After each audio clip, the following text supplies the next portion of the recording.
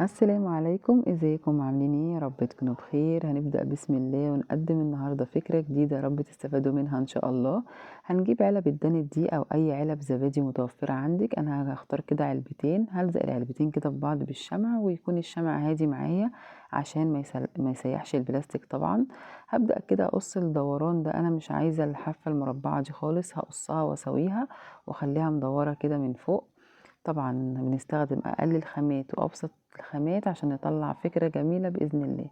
هبدأ بقى ان انا اخلي الجزء اللي تحت دوت بدل ما هو مربع هخليه مدور واسيب نفس المسافة اللي موجودة كده. اجيب بقى خيط المكرمية اي لون تحبيه، انا هنا هستخدم اللون الابيض. وهبدأ بقى ان انا الفه كله على الجسم اللي انا عملته ده. انا هنا بعمل ديكور كده بسيط زي فازة صغيرة.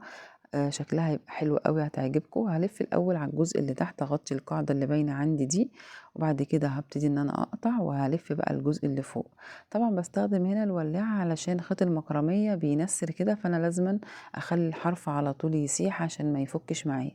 هبدأ بقى كده برضو، واخلي بالي وانا شغاله في البلاستيك ان الشمع ما يكونش سخن قوي علشان ما يسيحليش القطعه اللي انا شغاله فيها. طبعا تقدري تستخدمي هنا بدل علب الدانت علب زبادي او اي علب متوفرة عندك، بس يا ريت تبقى نفس الشكل ده كده. انا عايزاها تكون اللي من تحت صغيرة عشان لما احط الاتنين قصاد بعض يعمل لي التجويف اللي جوه ده كده. هبدأ بقى ان انا الفهم كلهم. طبعا ممكن تستخدمي هنا اي لون انت عايزاه، مش لازم الابيض، وتقدري تختاري طبعا اللون على حسب الديكور اللي انت هتحطيه فيه او العفش بتاع بيتك. انا كده اهو خلاص خلصت. هبدأ بقى كده ان انا اقص الخيط، وبرضو احاول ان انا اثبته بالشمع وبالولاعة علشان ما يفكش مني. ونجيب بقى اي شريط تزيين متوفر عندك وتبدأي ان انت تزيني بيه كده. انا هنا جبت كده شريط فضي كده زي استرس كده. اي حاجه متوفره عندك، بس يا ريت بقى هنا كده حاجه سيمبل وصغيره رفيعه كده. ممكن برضو تستخدمي اللون الذهبي على حسب ما تحبي. وهبدا كده ان انا احطه من تحت ومن فوق وبروز كده الجزء اللي انا عملته. وطبعا الغرض من اللي احنا بنعمله ده كله ان طبعا كل الحاجه بقت غاليه، فاحنا عايزين نجمل بيتنا ونعمل حاجات بسيطه من خلال اعاده التدوير، وفي نفس الوقت ما تكلفناش كتير. هجيب بقى هنا كده نص شريط النص اللولي ده واحطه كده في النص، وبرضه اقدر استخدم نفس الاسترس الفضي، بس حبيت اغير كده.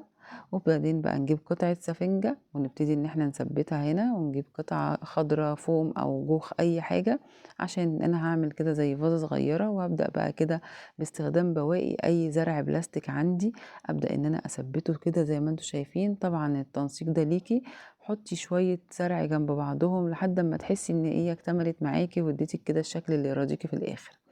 يا ريت بقى لو عجبتكم افكار النهارده تقولوا لي كده بتتابعوني من اي بلد، وتشتركوا في القناه وتفعلوا معايا زر الجرس عشان يوصلكوا كل جديد بقدمه. ما تنسوش بقى اللايك لانه مهم جدا للفيديو والله.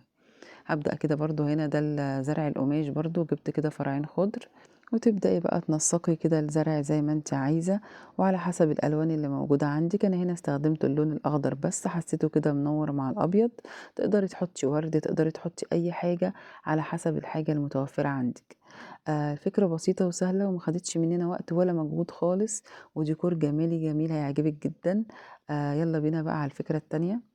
أكواب القهوة اللي هي الورق دي، هبدأ كده إن أنا أجيبها وهابتدي إن أنا أشيل الجزء اللي فوق ده كده زي ما انتم شايفين. انا بعمل كده علشان انا هدخل العلبتين دول في بعض عشان تبقى الجسم معايا قوي شوية، لان طبعا انتوا عارفين ان هي بتبقى كرتون ضعيف، فانا عايزة القطعة اللي انا عاملها دي تبقى كده جامدة ومتماسكة.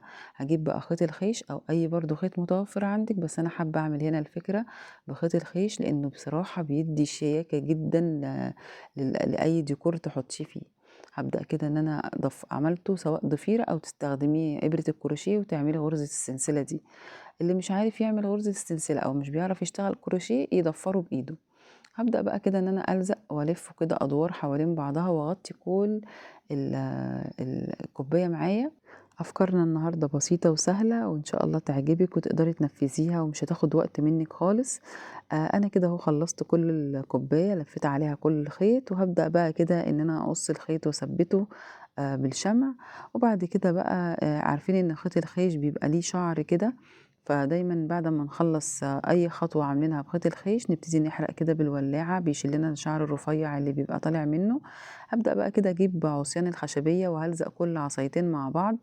وبعد كده هاثبّتهم كده مع بعض بخيط من تحت، وهابدأ إن أنا أثبّتهم على الجسم اللي أنا عملته، وهُم 3 بس استخدمتهم زي رجول كده زي مزهرية أو فازة برضه صغيّرة، قص الزرع كده.